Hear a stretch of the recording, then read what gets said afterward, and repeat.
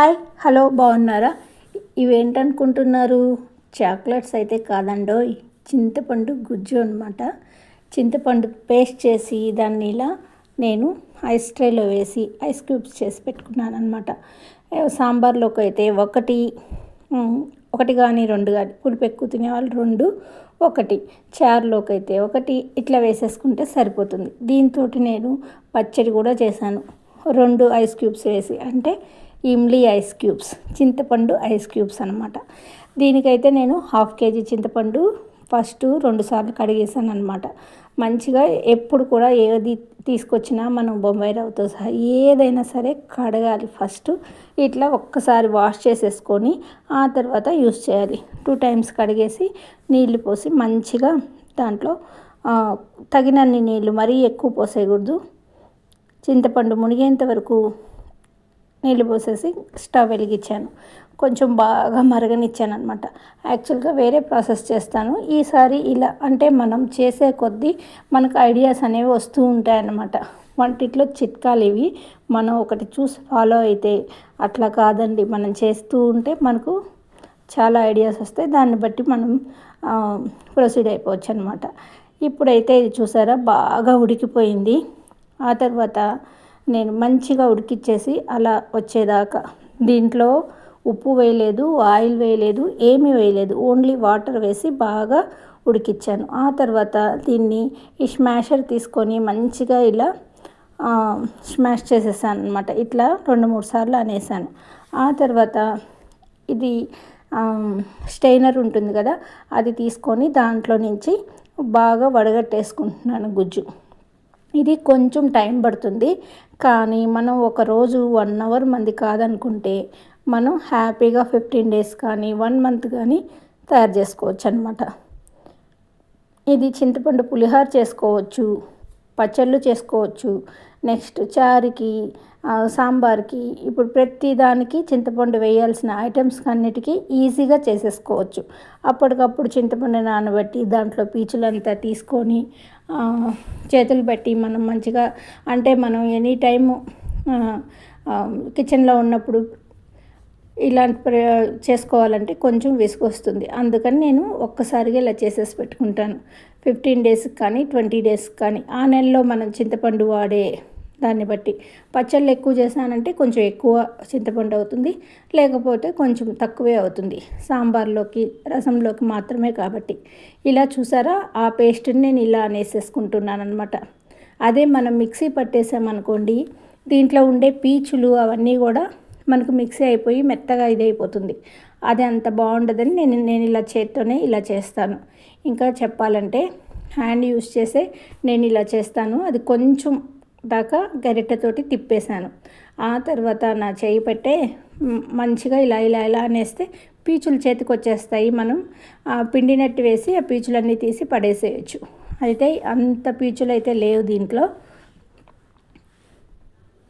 మంచిగా అలా చేసేసుకున్నాను. ఒక 20-30 గింజలు అయితే వచ్చాయి, చింతగింజలు. ఇప్పుడు చూసారా, నేను ఇలాగే చేసేస్తూ ఉన్నాను అనమాట. ఈ ఫస్ట్ దిగిందంతా మంచిగా మనం చింతపండు పులిహోరకి, తిక్కుగా చేసుకునే పచ్చళ్ళకి వాటికి పక్కన ఉంచేసుకోవాలి. ఆ తర్వాత మూడోసారి కొంచెం మనం దీంట్లో మళ్ళీ వాటర్ వేసి మళ్ళీ ఉడికించుకోవచ్చు కావాలంటే. అది కొంచెం డైలీ వేర్ సాంబార్కి, రసంకి ఒక 1 వీక్, ఈ వీక్ అంతా అలా ఉంచేసుకుంటాను అనమాట. అట్లా ఇది చిక్కగా దిగిన పేస్ట్. దీన్ని ఇప్పుడు నేనేం చేస్తున్నానో చూసారా, ఈ పేస్ట్ ఎంత చిక్కగా ఉందో చూడండి. దీంట్లో మనం ఉప్పు వేయలేదు, ఆయిల్ వేయలేదు, పసుపు వేయలేదు, ఏం వేయలేదు, ప్యూర్ చింతపండు గుజ్జు అనమాట. ఇప్పుడు మనం ఇది ఐస్ క్యూబ్స్ లాగా చేసేసి మనం ఫ్రీజర్లోనే స్టోర్ చేసుకుంటున్నాం కాబట్టి చాలా మంచిదిగా, అంటే మంచిగానే ఉంటాయి, పాడవకుండా. ఇప్పుడు దీంట్లో వేసేస్తున్నాను. ఎంత తిక్కుగా ఉందో చూసారా, పులిహోరకి ఇప్పుడు పులిహోర చేసేసుకోవాలన్నట్టు అనిపిస్తుంది నాకు.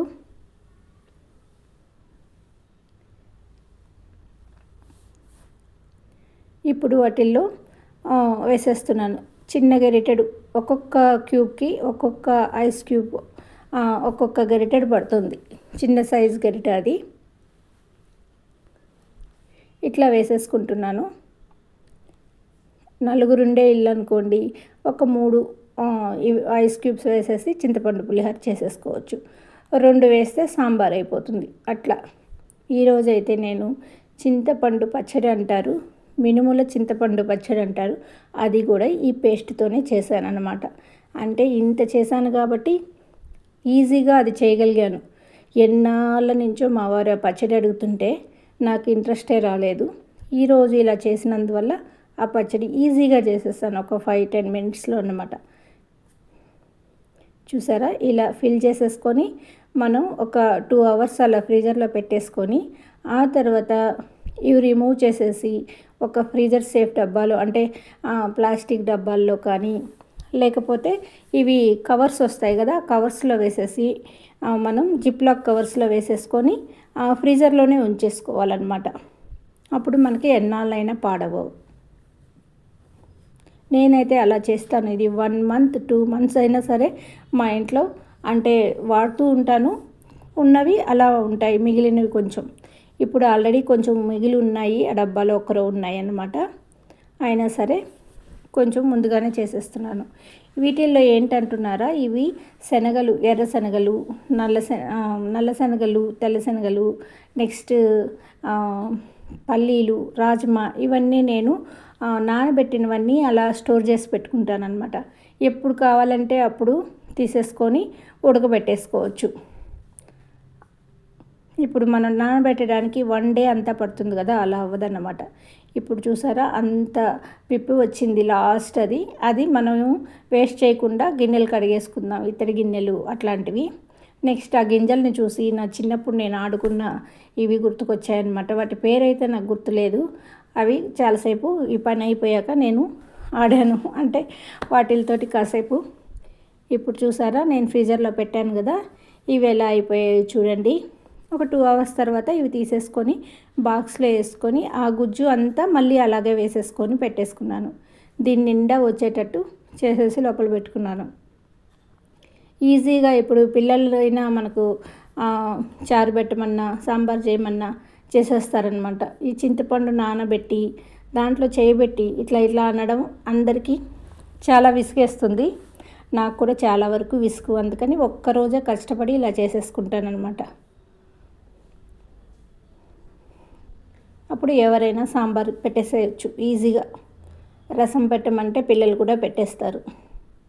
ఇది ఒక క్యూబ్ వేసుకున్నామా, ఒక టమాటా తరిగేసామా, చారుపొడి వేసామా, తగినన్ని నీళ్లు పోసామా, పోపు వేసేసామా, అయిపోయింది చారు. బాగా మరిగిచ్చేయడమే.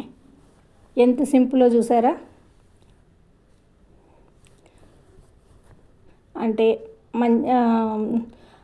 అంటే ఇంట్లో ఉండే వాళ్ళకిను, హోమ్లీ మదర్స్కిను, బయట జాబ్ చేసే వాళ్ళకిను అందరికీ ఈ టిప్ అయితే ఉపయోగపడుతుంది. చూసారా నేను అలా స్టోర్ చేసి పెట్టేసేసుకుంటాను. ఇలా కవర్స్లో పెట్టుకుంటే ఇంకా ఈజీగా కూడా ఉంటుంది. ఇంకా కొంచెం ఉంది కదా, అవన్నీ ఇలాగే ఈ మౌల్డ్లో వేసుకొని ఐస్ క్యూబ్స్ లాగా చేసేసుకుంటున్నాను అనమాట. ఈ టిప్ ఎవరికైనా నచ్చితే మీరు కూడా ట్రై చేసి చూడండి. చాలా ఉపయోగపడుతుందన్నమాట. ఇది చాలా పెద్ద టాస్క్. రోజు చింతపండు నానబెట్టి గుజ్జు తీసి వెయిట్ చేయాలంటే, అందుకే చింతపండు పులిహోర చేయాలన్నా కూడా చాలా చిరాకు అనిపిస్తుంది. ఇప్పుడైతే చాలా ఈజీ అయిపోయింది. ఎప్పుడు కావాలంటే అప్పుడు చేసేసుకోవచ్చు ఈజీగా. ఇలా నేను ఆ గుజ్జు అంతా కొరవన్నీ ఇలాగే చేసేసుకున్నాను అనమాట. ఈ వీడియో మీకు నచ్చినట్లయితే లైక్ చేయండి, షేర్ చేయండి, సబ్స్క్రైబ్ చేయండి. థ్యాంక్ యూ అండి. బాయ్ అండి.